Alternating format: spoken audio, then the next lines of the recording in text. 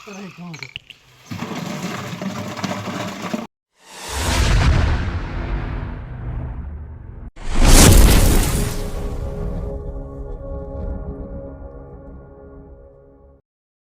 everyone, welcome back to ARV construction site.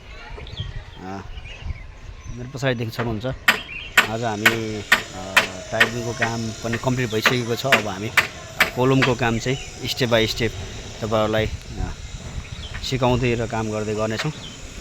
भिडियोलाई अन्त्यसम्म हेर्दै गर्नु होला र च्यानलमा नयाँ हुनुहुन्छ च्यानललाई सब्स्क्राइब गर्न चाहिँ नभुल्नु होला।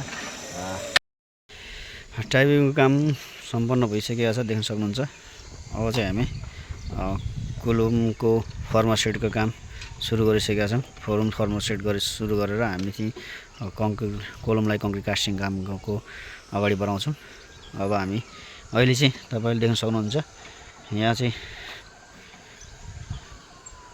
फर्माको काम सुरु भइसकेको छ। फर्मा सेट गर्ने काम यो अहिले सेट भइरहेको फर्मा चाहिँ 12 बाई 12 को फर्मा हो भने हामीसँग यहाँ 12 कोलमहरु रहेको छ भने 6 वटा चाहिँ 12 को कोलमहरु रहेको छ भने 6 वटा चाहिँ 14 को कोलम रहेको छ। यहाँ देख्न सक्नुहुन्छ यो बीचको यहाँनेर यो दुईटा यहाँदेखि सिधा स्ट्रेट बीचको साइडमा चाहिँ 14 को कोलमहरु छ भने यो साइडमा यो साइडको 3 वटा र उता छेउको 3 वटा 12 को कोलमहरु छ। अहिले हामी 12 को कोलम फर्मा सेटको काम सुरु गरेको छौँ।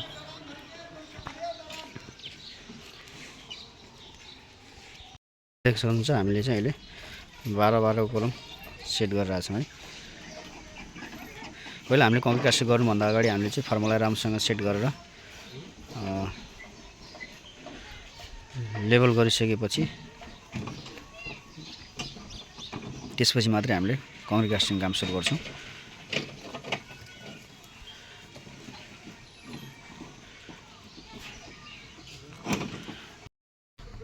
फर्मा पनि सेट भएर कम्प्लिट भइसक्यो। अब चाहिँ कङ्क्रिट कास्टिङ काम सुरु भइसकेको छ। फर्मामा मसला हाल्नुभन्दा पहिला हामीले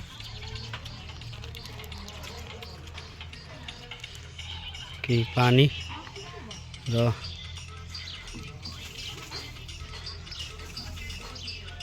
सिमेन्ट, सुक्खा सिमेन्ट अथवा सिमेन्टको घोल पनि हाल्न सकिन्छ।